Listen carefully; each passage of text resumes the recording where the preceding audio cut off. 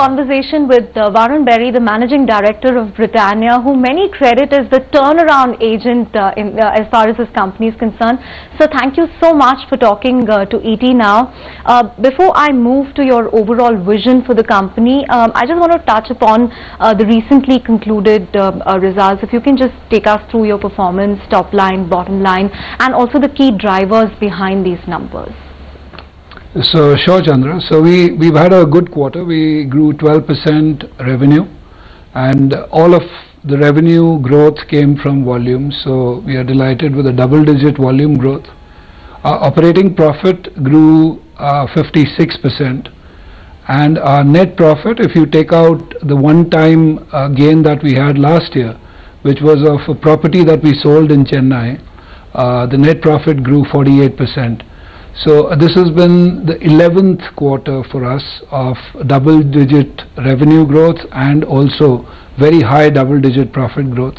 So we are delighted with the results and looking forward to the balance part of the year. Right. You've also spoken about profit getting hit by excise duty benefits getting phased out.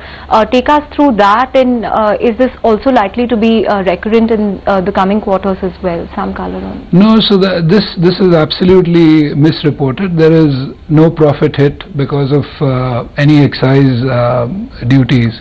In fact, what I had stated in my statement, which was issued to the press, was that our revenues would have been 13% instead of 12% if our excise benefits in Uttaranchal, which is our plant in the north, hadn't gone off. So there's a 100 basis point downside on revenue growths because of the excise benefit that has gone away. But there's been no difference in the profits. Right. Yeah. In your management commentary, sir, you spoke about how inroads into states in the north has really helped you with respect to revenues. Tell us a little about that, because that's really part of your overall strategy, isn't it? To penetrate more into the tier 2, tier 3 cities. So is that going to be a theme in the coming quarters as well? The volume growth that you're going to see in these regions, is that going to become a key factor for Britannia? For sure. So if I was to analyze the biscuit market, the biscuit market, 46% of the biscuit market is in the value segment. Right. And 54% is the rest. We only have a single-digit share in the value segment. And if you think about it, the value segment is the strongest in the Hindi-speaking belts of the north. So it is very imperative for us to gain ground in the Hindi-speaking belt, the states that you were talking about. And we are not looking at a very different strategy which is going to change the profit trajectory of the company. We are looking at profitable growth. We are looking at building distribution. So about 1.5 years back, we decided that as a company we will build a sustainable distribution model in these Hindi-speaking states. And today we feel comfortable that we have a pretty strong distribution network. It might not be as strong as Parle, because Parle has been there forever and they are very, very strong. Yeah. But we are in a position to now take our value portfolio forward. So we are looking at relaunching Tiger, and Tiger will have 3 components: the glucose, value cookies and value creams. We've already relaunched glucose and value cookies. We are looking at relaunching creams next month. So with this composite Tiger portfolio, we hope that we will be able to, make our presence felt in the value segment as well. Right. You mentioned how the value segment comprises almost 46% of the market, yeah. And now your share in that is less than single digit. Yeah. So is there a target that you have in say 2-3 years, since you're making all these investments in the Hindi heartland, on where you want to take this up? So I would be delighted if we get between 15 to 20% share of this segment. And this is going to be through sheer hard work. So it's all going to be through distribution. It's not going to be through pricing. It's not going to be through discounting. It's going to be hard work, getting our distribution, putting our product in outlets where biscuits sell. and bridging the gap with Parle as far as distribution reach is concerned. Talk to us a little about the distribution gap that you've been addressing. Parle really has a very strong hold there. But what have you really been doing to get members of the trade on your side? Because you've already said that you're not going to compete on the price front, but it's going to be a distribution game. So what have you done differently to really get things on your side as far as the distribution game is concerned? So as far as distribution is concerned, we are looking at a two-pronged strategy. One is the urban, part of, the states, the Hindi-speaking states. There, what we want to do is we want to make sure that we have our SKUs available in all outlets. So we are looking at depth. We're looking at depth of distribution in the urban outlets. In the rural belt, where we are very, very weak, by the way, in the Hindi-speaking states, we are appointing rural distributors so that we can get reach. So it's depth as far as urban outlets are concerned and width as far as the rural outlets are concerned. Just to tell you the gap, in the Hindi-speaking belts themselves, we have a gap of almost 3 million outlets versus Parle.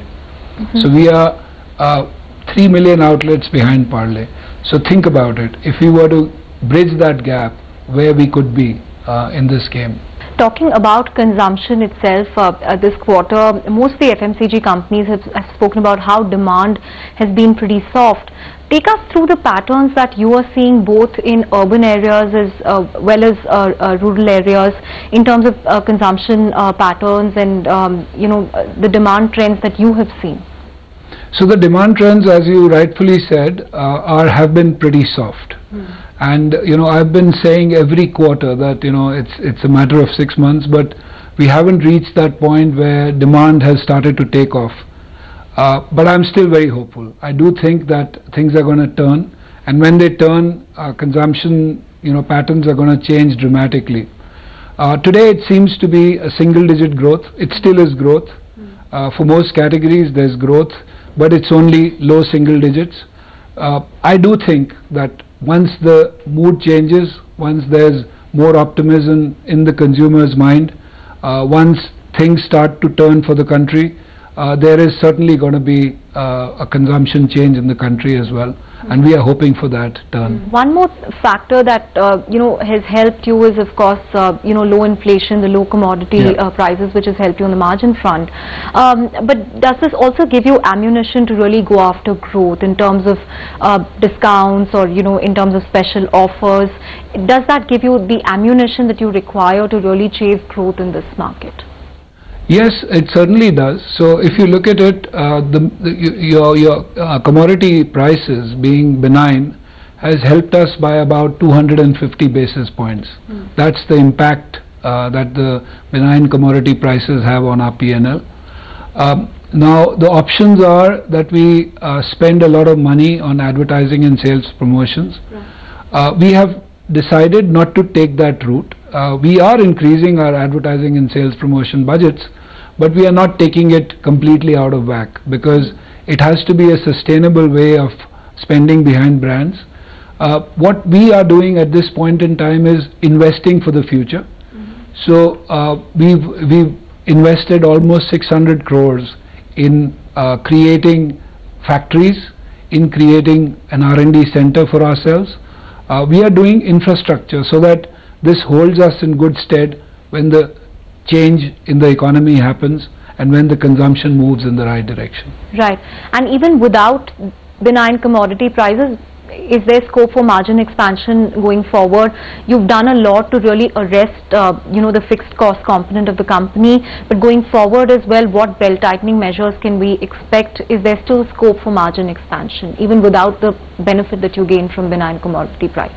There always is. There always is potential. There are lots of areas that we can work on. So from a demand generation standpoint, we've got cake and rusk business. Obviously, we've got biscuits is a long way off, as I was telling you. The value segment, the premium end, etc., etc. We're going to push hard to make sure that we grow the biscuit pie. But cake and rusk is our categories that we dominate. We're going to grow those as well to make sure that they become a meaningful part of our portfolio. Dairy is, another part of our portfolio which only adds to about 5% of the total turnover. We are very seriously looking at what should be our next step in dairy. We are putting up a tag team which is going to do a full analysis for us and tell us how we can make this business 5 times what it is today. It's going to take a little bit of time. We thought that we'll be able to do it pretty quickly, but it's taken time, and it'll probably take another 3-4 months for us to get to a final conclusion on where we are headed. But that's another area which we are looking at. Then the entire adjacency area, all the categories that sit next to the categories that we operate in, we are evaluating them very carefully and seeing how we can participate in those categories. The entire international business, again, growing very rapidly for us, but again, as they say, world is our playground. We operate in 75 countries, but we've got a lot more countries to go to and get depth in some of the countries. We have a manufacturing operation in the Middle East, but we could evaluate what are the next countries for us to start to build our business. So there's a lot that we have to do. And we are looking forward to that as far as demand generation is concerned. Coming to tightening our belt on costs, the journey has just begun. Obviously we've made sure that our P&L reflects a tightness in everything that we do. Energy is a very big part of what we consume. It's only the tip of the iceberg that we've looked at this point in time. There's a lot that we can do. We operate, at least we've got 56 plants across the country. If we start to do what we've done in the bigger plants, in other plants as well, there'll be a lot of savings coming our way. Waste reduction is a big agenda for us. Market returns, making sure that we just don't have any waste in our factories. Again, all we've done is scratch the tip of the iceberg. There's a lot of way that we can go forward. So we are looking forward to that. We are building scale plants. Now we're building very large plants. The latest one is in Perendurai in your hometown. Right. Yeah, so it's in Perendurai actually. I'd like to meet you there next quarter probably. It's really a state-of-the-art plant, and we've got everything going. We've got all efficiencies, all the right equipment. We've got a new plant coming up in Bangalore. We've got an R&D center coming up in Bangalore as well. So there's a lot on our plate, and we are really looking forward. And we are a company of dreamers. Now my team is a team of dreamers. So we dream up what we can do and how high we can go, and then we fulfill our dreams. I'm going to come to each of the categories that you mentioned, but before that, the 5 focus brands approach that you articulated, is that going to continue, or anything that you would want to tweak there? No, so that's working very well for us because it's giving us more money to spend on each brand, and it's obviously we've consolidated a few. I told you about Tiger. So the value portfolio was under 2 or 3 different brands earlier. Now we've consolidated it under Tiger. Some of the new launches, as you've seen, Chunkies we've launched under Good Day. Pure Magic used to be a brand for us. The Chocolush product is under Pure Magic. Heavens, which is a new cookie, we've launched under NutriChoice. So we are making sure that we consolidate each one of these big brands, and we continue to make them grow and spend more money behind these brands as we go forward.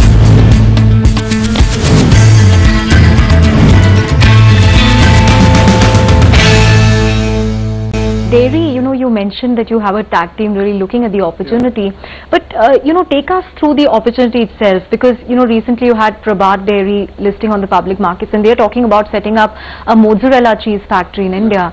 So what sort of changes are we seeing here? Does dairy have the potential to be as significant a contributor for you, as biscuits going forward? Are we seeing consumption patterns really changing, which is making you more optimistic when it comes to value-added products in the dairy segment? So first of all, dairy is the largest category in India. If you look at packaged dairy, it's about 82,000 crores, right? Very large category. A bulk of it is packaged milk, which is not value added. But even if you were to look at the top end of the value added products in dairy, there would still be over 10,000 crores, right? So, so it's an established fact that dairy is a habit. You know, consumers in India consume various dairy products during the day. It's a habit. They are looking for change. Earlier they used to have you know, curd at home. Today they are buying you know, curd and yogurts from the market and consuming them. So it's about creating the market, participating in the current categories and creating other categories which can become, you know, large enough in this dairy segment, right? So I do think that first of all, it's very important for us to enter categories which are established, and this is truly established category, right? Now the second part of it is that it's a very difficult business. We've got a 400 crore business, but we do not process it, we do not collect milk. We've got a third party who does it for us. Schreiber is the company which does it for us. They've done a great job. They're very good partners. But if we want to take this forward, and if we want to create a 2,500 crore business out of dairy, then we'll have to look at having and owning end-to-end from milk procurement to selling of dairy products. And that's what we are in the process of evaluating it. So will you firm this up in the next couple of quarters or so? Absolutely. Before the next financial year? Absolutely. In the next 6 months we should be ready with you know, a game plan. Absolutely. For dairy. Yeah. Right. Yeah. And also with respect to your vision for Britannia, which is, you know, to make it a foods company, you're talking about category adjacencies, basically push offerings from side of the plate to center of the plate. Yeah. Now the scope for that is huge. So tell us about the categories that you want to attack, because center of the plate can mean many things. So tell us the potential that you see here, and you know what we can expect from Britannia. Yeah, so you know, if you look at adjacent categories, if you were to look at, you know, macro snacking, let's say, in macro snacking the largest category is biscuits, but you've got other large categories as well, right?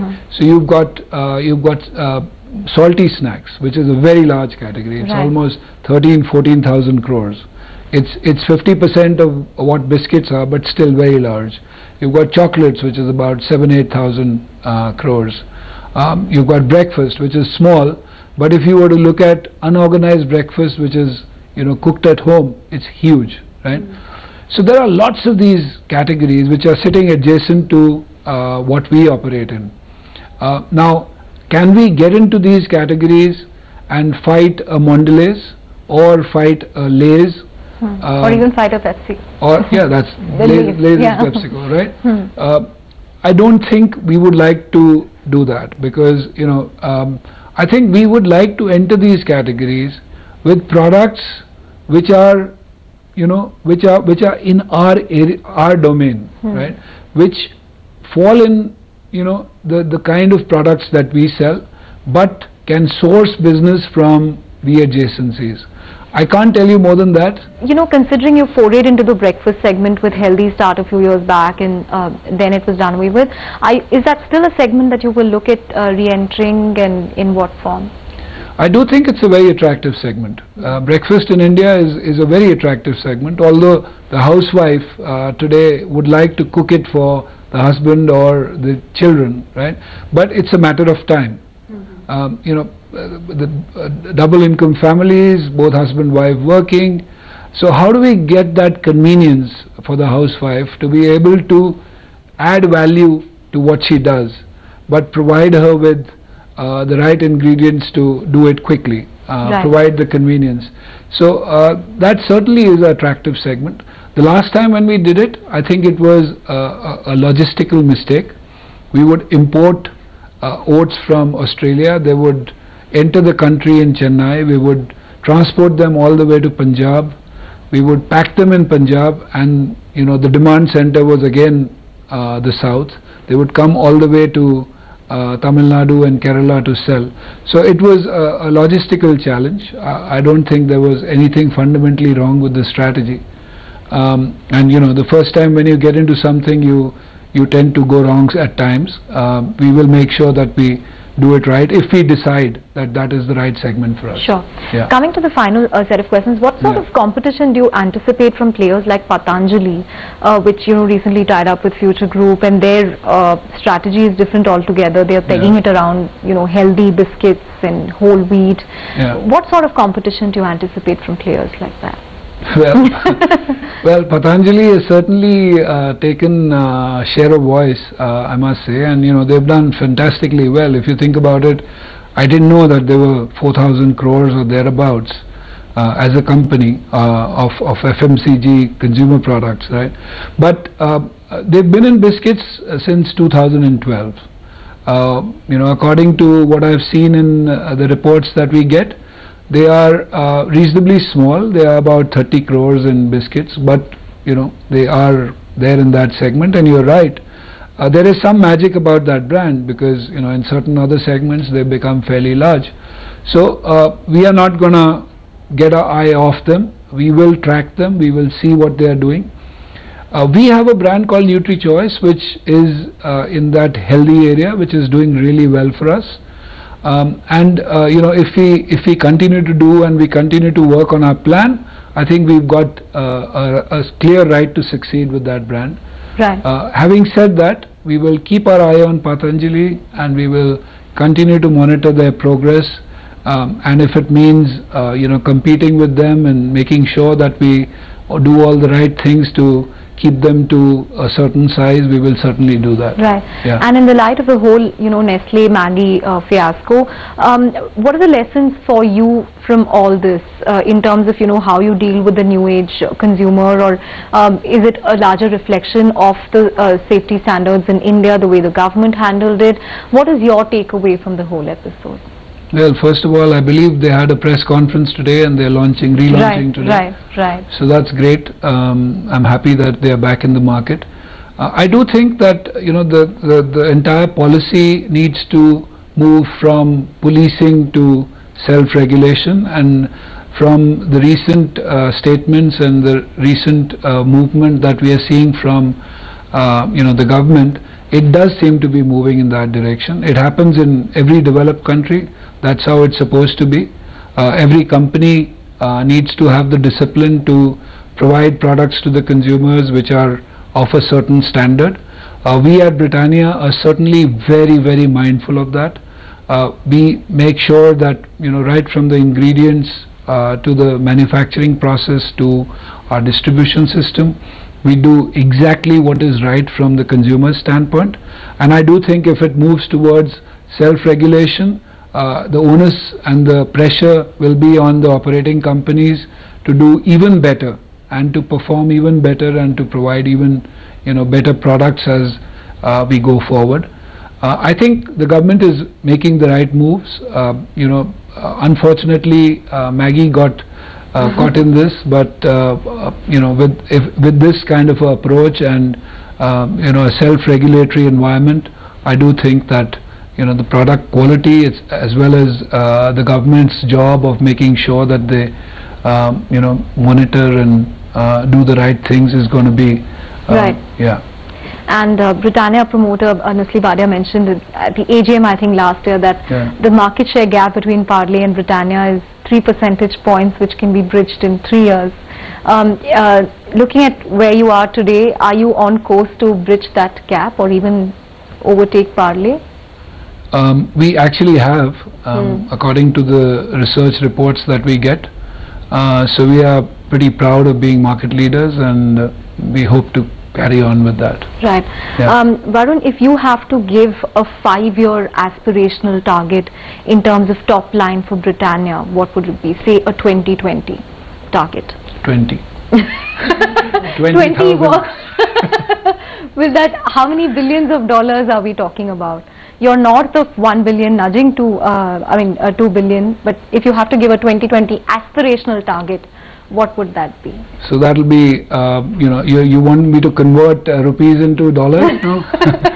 So I'm talking about 20,000 crores, which would be about $3 billion. 3 billion. Yeah, okay. over $3 billion. On that aspirational note, thank you so much for talking to ED. Thank you very much. Thank you so much.